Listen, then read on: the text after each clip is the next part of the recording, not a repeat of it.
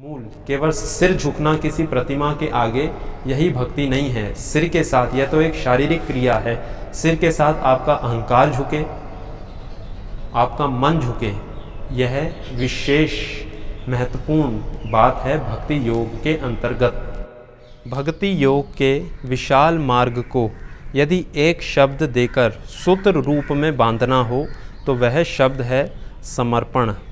और समर्पण शब्द को समझने के लिए हमें एक और शब्द को समझना पड़ेगा, वह शब्द है प्रार्थना। प्रार्थना शब्द का प्रयोग हम सब लोग अपने जीवन में करते हैं और लगभग हर व्यक्ति अपने जीवन में प्रार्थना भी प्रतिदिन करता है, परंतु अपने स्वार्थ के लिए हमने प्रार्थना को एक बहुत ही गलत या अजीब रूपरेखा दे दी गई है। हमारी प्रार्थनाएं पूरी तरह से मांग से भरी हुई हैं। हम प्रार्थना का अर्थ समझते हैं कि मांगना। जब मंदिर या गुरुद्वारे जाते हैं या कहीं पे भी परमात्मा की, भगवान की, ईश्वर की प्रतिमा के सामने जब खड़े होते हैं तो प्रार्थना करते हैं, और प्रार्थना का अर्थ हम समझते हैं कि कुछ मांगना है। हर व्यक्ति जो मंदिर, गुरुद्वारे आदि किसी भी प्रतिमा के आगे जब खड़ा होता है तो वह धन, दौलत, सुख, शांति, परिवार, मान, सम्मान, पद, प्रतिष्ठा, इन सब चीज़ों की इच्छा या मांग करता है, परंतु यह प्रार्थना नहीं है। प्रार्थना का वास्तविक स्वरूप है देना, परंतु हमने उसको बना दिया है मांगना। हमारी सारी प्रार्थनाएं पूरी तरह से इच्छाओं से भरी हुई हैं, परंतु प्रार्थना का वास्तविक और मूल अर्थ है देना। और देने के लिए जो सबसे अच्छी चीज़ हमारे पास है वह है प्रेम। अपना प्रेम प्रभु को, परमात्मा को देना। हर एक सांस के लिए शुक्रिया करना, धन्यवाद देना इस जीवन के लिए, इस जीवन यात्रा के लिए, मनुष्य जीवन के लिए, हर एक सांस के लिए। जो एक सांस आ रहा है और चल रहा है, जिससे हमारे प्राण चल रहे हैं और पूरा जीवन हमारा चलता है और पूरी सृष्टि चल रही है, एक एक सांस के लिए धन्यवाद देना, प्रेम देना, तो यह है प्रार्थना। और जब कुछ देने का भाव आता है तब समर्पण का भाव जागृत होता है, और तब एक बात का और बोध होता है कि मेरे किए से कुछ भी नहीं होता। जो भी होता है या जो भी हम करते हैं वो उस परमात्मा की, ईश्वर की कृपा से, उस शक्ति की कृपा से ही करते हैं। वो शक्ति जिसको हम अलग अलग स्वरूपों में पूजते हैं, राम के रूप में, कृष्ण के रूप में, देवी या अन्य किसी देवियों के रूप में, स्वरूप में हम पूछते हैं, क्योंकि वो शक्ति एक ही है, केवल वो अलग अलग रूपों में, स्वरूपों में बटी हुई है, या अलग अलग स्वरूपों में हमें दिखाई या उसका बोध होता है। जिस प्रकार से भगवान श्री कृष्ण गीता में कहते हैं, जब जब धर्म की हानि होती है तब तक मैं अलग अलग रूपों में आता हूँ, पहले भी आया हूँ और आगे भी आऊँगा। तो यह भगवान श्री कृष्ण नहीं कह रहे, ये वो शक्ति ही कह रही है कि मैं पहले भी विभिन्न स्वरूपों में आई हूँ और आगे भी आऊँगी, अलग अलग स्वरूपों में।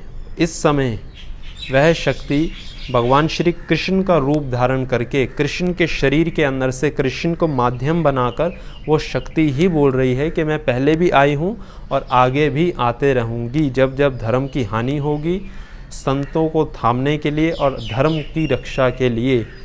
तो जब प्रार्थना का हम मूल अर्थ समझते हैं तब समर्पण का भाव आता है। समर्पण का अर्थ होता है अपने आप को पूर्ण रूप से छोड़ देना, सरेंडर कर देना, परमात्मा के, प्रभु के चरणों में अपने आप को पूरी तरह से छोड़ देना। जो भी परिस्थितियां हैं उसको स्वीकार करना, और जो कुछ भी घटित हो रहा है उसको उस परमात्मा की, ईश्वर की लीला समझना। भक्ति के नाम पर दुनिया भर के ढोंग, पाखंड आदि रचे जाते हैं, केवल इसीलिए कि लोग हमें भक्त समझें या हमारे ऊपर भक्त का एक लेबल या टाइटल लग जाए। इसके लिए एक व्यक्ति रोज़ मंदिर जाता है, घंटों घंटों प्रतिमा के आगे बैठे रहता है। रोज़ मंदिर जाना या प्रतिमा के आगे बैठना गलत नहीं है, परंतु जब व्यक्ति दूसरों को दिखाने के लिए ऐसे कृत्य करता है, उस समय अहंकार चरम सीमा पर पहुंच जाता है और इसके दुष्परिणाम देखने को मिलने लगते हैं। अधिकांश लोग भक्ति के नाम पर केवल दूसरों को दिखाने के लिए कि मैं रोज़ मंदिर जाता हूँ रोज़ 1 घंटा पूजा पाठ करता हूँ, रोज़ इतने ग्रंथों का अध्ययन करता हूँ। जब व्यक्ति दूसरों को दिखाने के लिए ऐसा करता है तो लाभ तो कुछ होता नहीं है, क्योंकि यदि बाहर की दुनिया में ही बाहर लोगों को दिखाने के लिए ही घूम रहे हैं तो वो भक्ति नहीं है। भक्ति आरंभ होती है भीतर की यात्रा से।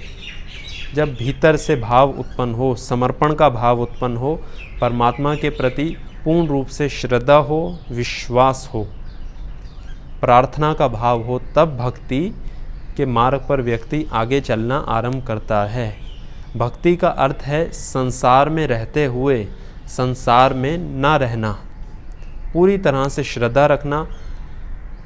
जीवन में जो भी भोग विलास के साधन हैं केवल उनको जीवन यापन करने के लिए उनका प्रयोग करना, उनको अपना अहंकार या प्रतिष्ठा का प्रतीक ना बनाना। हर किसी जीव में, हर किसी मनुष्य में, हर किसी योनि में उस परमात्मा के ही दर्शन करना, श्रद्धा भाव रखना।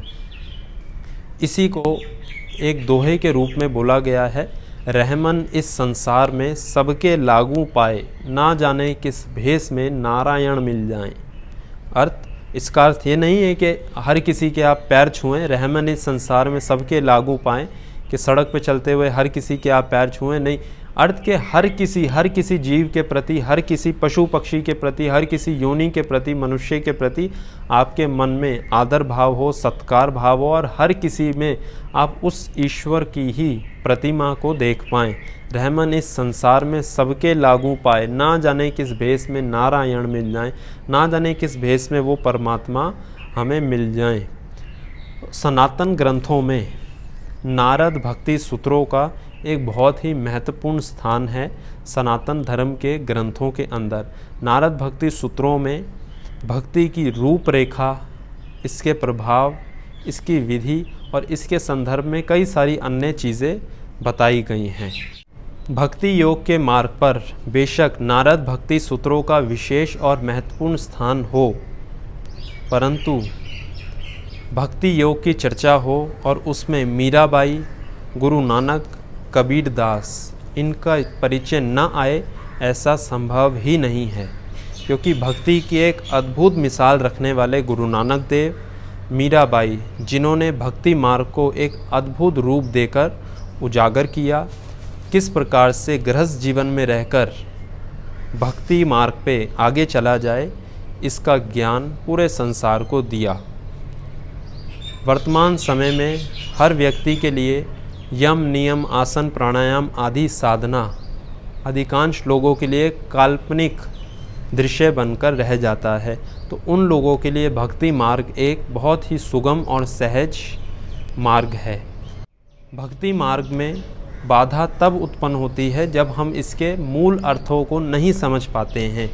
भक्ति का अर्थ ये नहीं है कि आप केवल माला जपते रहें, भजन कीर्तन करते रहें, ग्रंथों का अध्ययन करते रहें, क्योंकि यह कार्य तो एक मशीन भी कर सकती है। यदि एक मशीन को हम बनाएं जो एक माला जपती रहे तो बिजली का बटन दबाते ही वह माला जपना आरंभ कर देगी।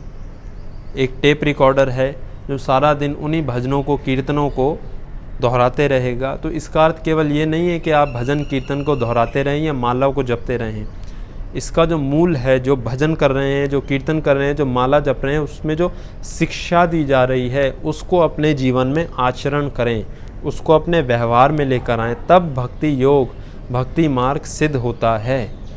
केवल आप सारा दिन कीर्तन करते रहें, चालीसा पढ़ते रहें, आरती करते रहें, केवल यही भक्ति नहीं है। उसमें जो शिक्षाएं दी जा रही हैं आपको, उसका अपने जीवन में पालन करें, उसका आचरण करें और सद्मार्ग पर, अध्यात्म के मार्ग पर आगे चलें, अपने जीवन में सकारात्मकता लाएं और दूसरों के जीवन में भी प्रकाश उत्पन्न करें।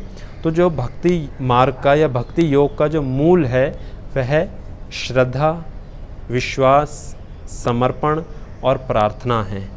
अपने इष्ट देव पे, उस शक्ति को जिस भी स्वरूप में आप पूजते हैं, उस प्रतिमा के प्रति, उस रूप के प्रति, उस स्वरूप के प्रति या उस पूरे ब्रह्मांड के प्रति या सभी योनियों के प्रति समर्पण भाव हो, प्रार्थना हो, आपको धन्यवाद देने का एक भाव हो। तो यह है भक्ति का मूल केवल सिर झुकना किसी प्रतिमा के आगे यही भक्ति नहीं है। सिर के साथ यह तो एक शारीरिक क्रिया है। सिर के साथ आपका अहंकार झुके, आपका मन झुके, यह विशेष महत्वपूर्ण बात है भक्ति योग के अंतर्गत।